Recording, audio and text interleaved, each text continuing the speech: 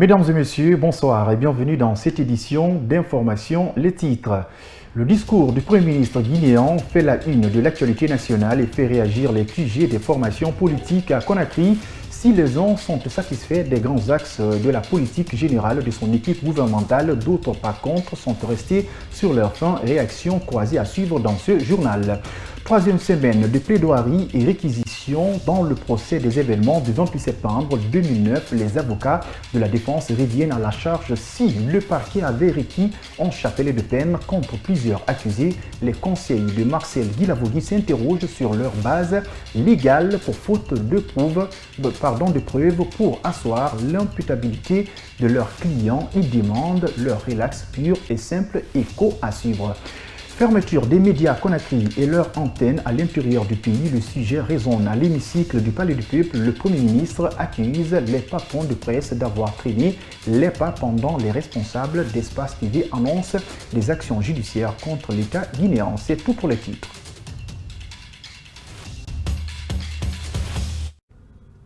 Bonsoir et bienvenue sur Kavi TV. Le Premier ministre guinéen Bahouri a partagé avec les conseillers nationaux du CNT les grands axes de la politique générale de son gouvernement. 24 heures après ce passage à l'hémicycle du Palais du Peuple, les réactions ne se sont pas fait attendre au sein de la classe politique guinéenne. Si les uns sont satisfaits de sa présentation, d'autres par contre sont restés sur leur faim. Suivez leurs réactions croisées dans ce reportage de Diena Boucha. La politique générale du gouvernement présentée par le Premier ministre Amadou Ouriba devant les conseillers nationaux ne passe pas à l'anade. Rencontré, Souleymane Souza Konaté, président de la commission communication de cette alliance, parle de fiasco. Nous disions que c'est un véritable fiasco tant sur la forme que sur le fond. Bahouri n'a été ni à la hauteur des enjeux, ni à la hauteur, n'est-ce pas, des attentes des Guinéens. Il a évoqué par exemple le PRI de 2022-2025 sur lequel il s'appuie pour, n'est-ce pas, gouverner durant cette période-là.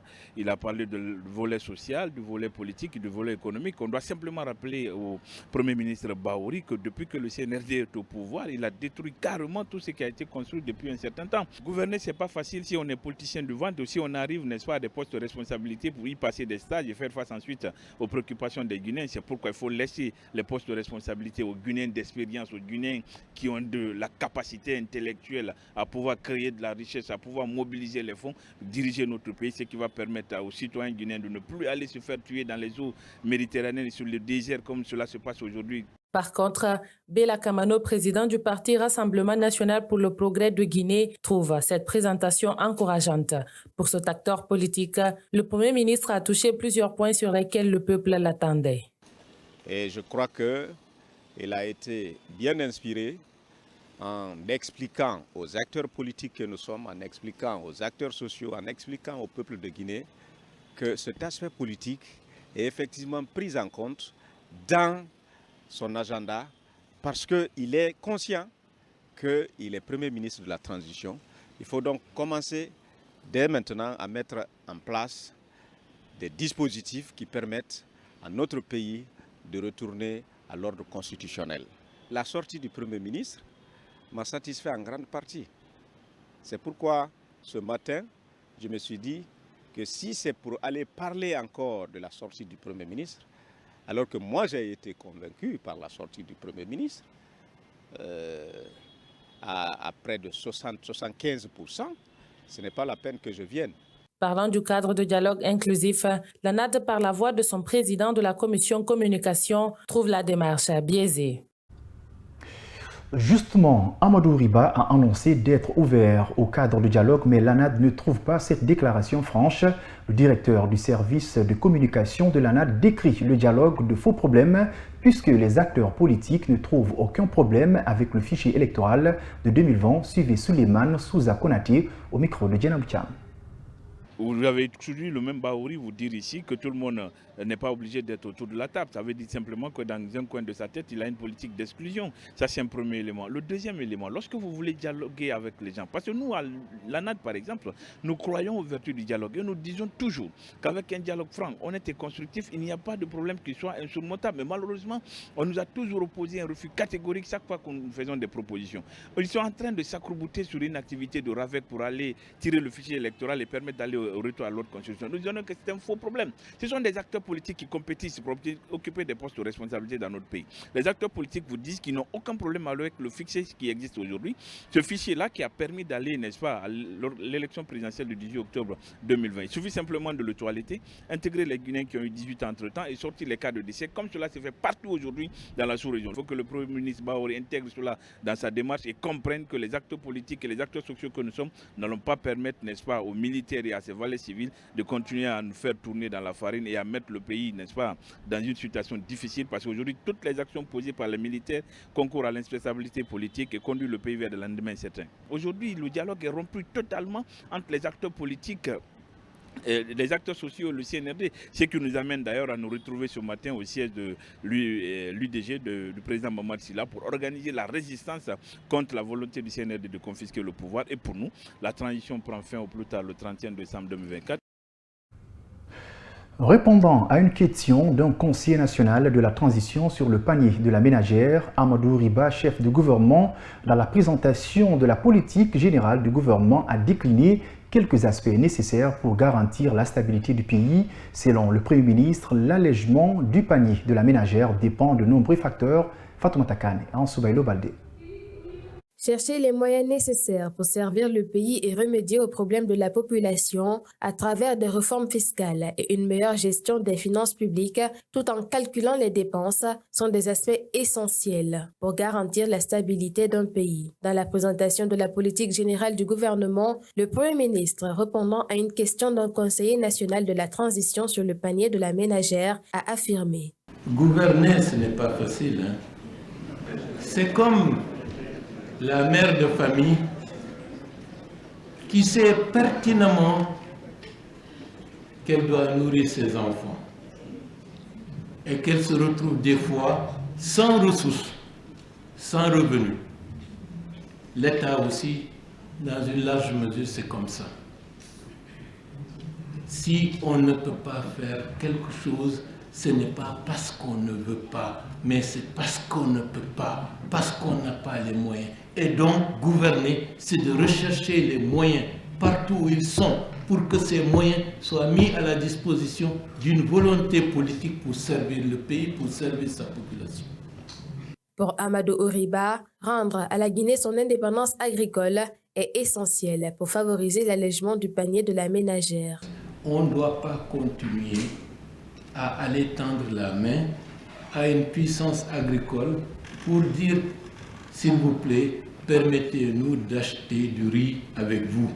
Nous avons la terre, nous avons l'eau, nous avons les bras valides. Il faut que nous développions notre agriculture, surtout le riz, le maïs, pour qu'à terme, nous ne serons pas dépendants. L'indépendance sur ce plan-là est essentielle. La rationalisation des finances du pays pourrait contribuer à protéger l'épargne des citoyens tout en les permettant de satisfaire leurs besoins primaires, a conclu le Premier ministre. Dans le même cadre, le Premier ministre Amadou Riba a déclaré que les patrons de presse ont pris du temps à transmettre les documents de création, l'organe d'autorégulation mis en place la semaine dernière. Il est au micro d'Ansoubaïlo Baldé.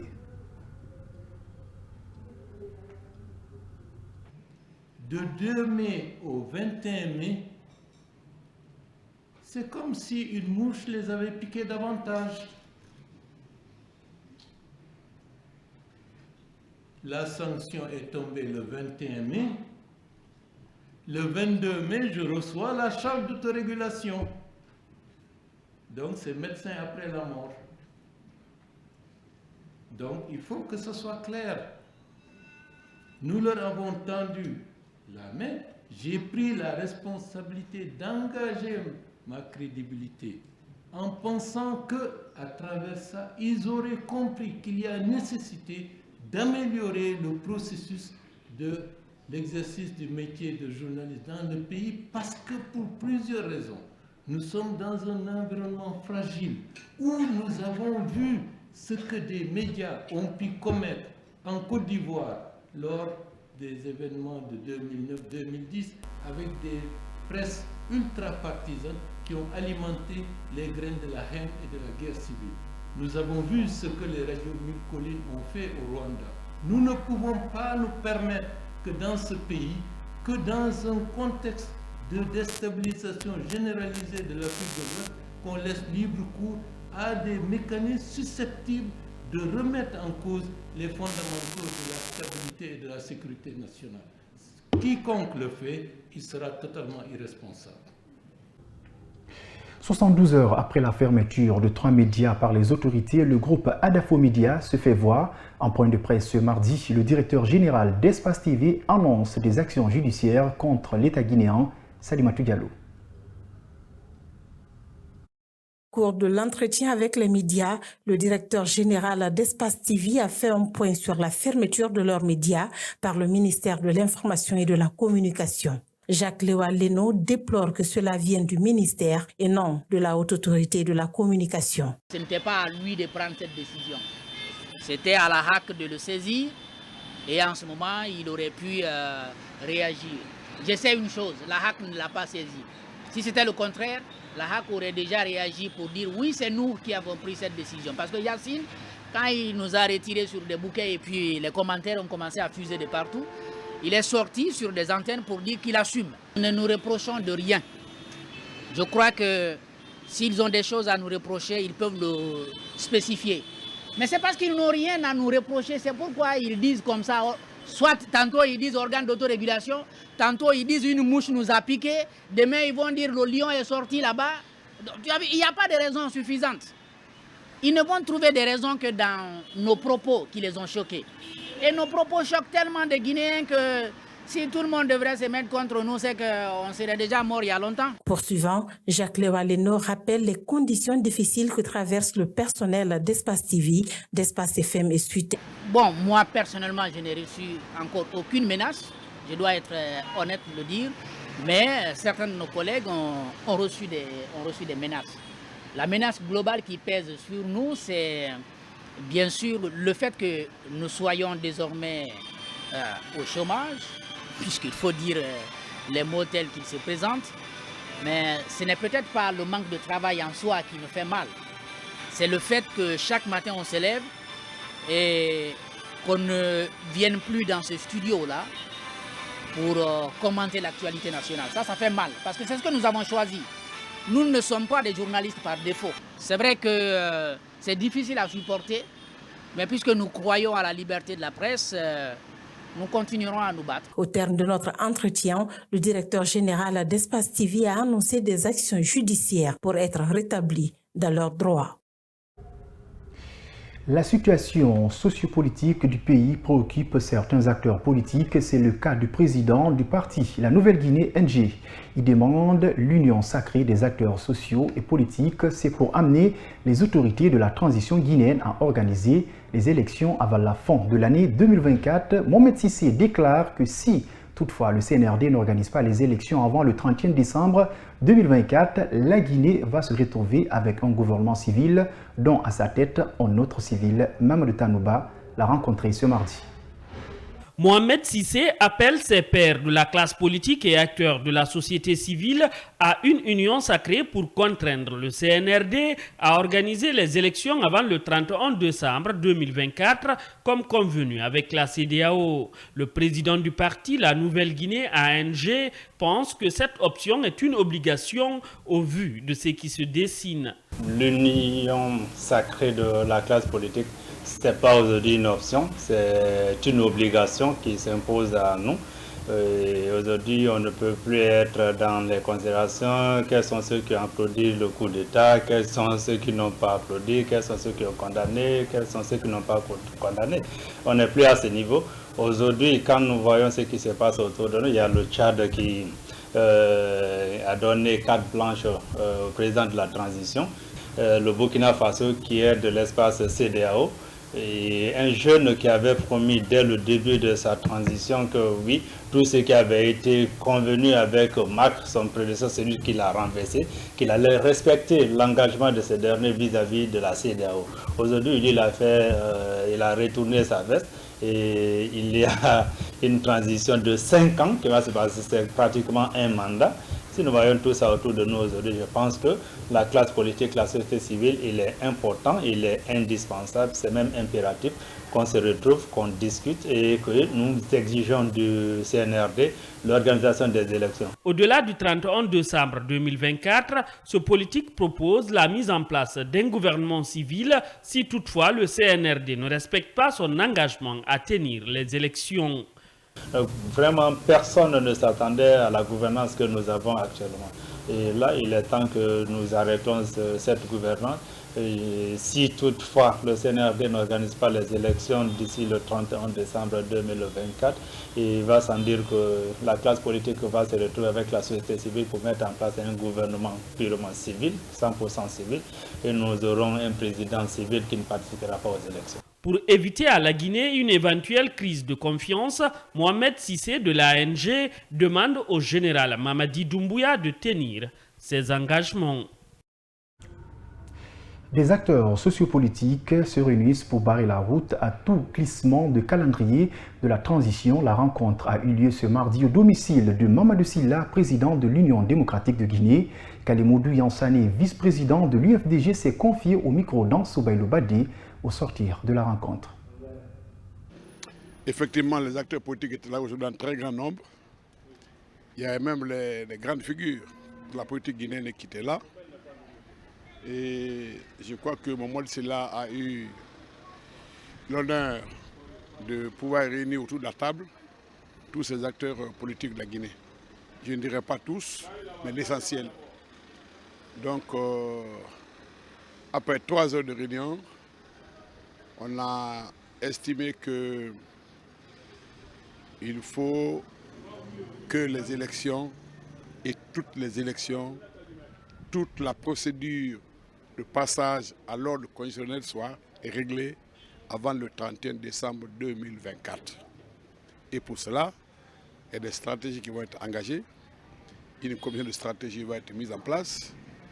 Une autre commission de communication va être mise en place. Et une autre commission d'organisation va être aussi mise en place. Et que nous avons acté aussi que désormais, il y aura des réunions tournantes.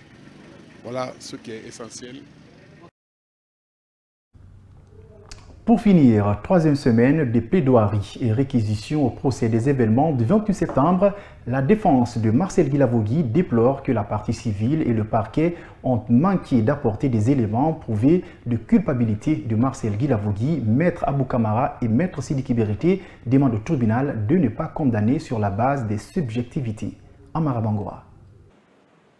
Maître Abou Kamara assure la défense des intérêts de Marcel Guilavogui, Paul Mansa Diawara et Mamadou Aliou Keïta, poursuivis entre autres pour des faits présumés de vol, de viol et de torture. L'avocat regrette le fait que le parquet et la partie civile aient demandé à condamner ses clients, pas sur la base des preuves concrètes, mais sur la base des déclarations. Il n'y a aucune preuve. Il n'y a aucun témoin qui soit venu qui puisse charger nos clients. Comment on peut condamner pour torture? Comment on peut condamner pour assassinat? Comment on peut condamner pour viol? Il n'y a aucun témoin.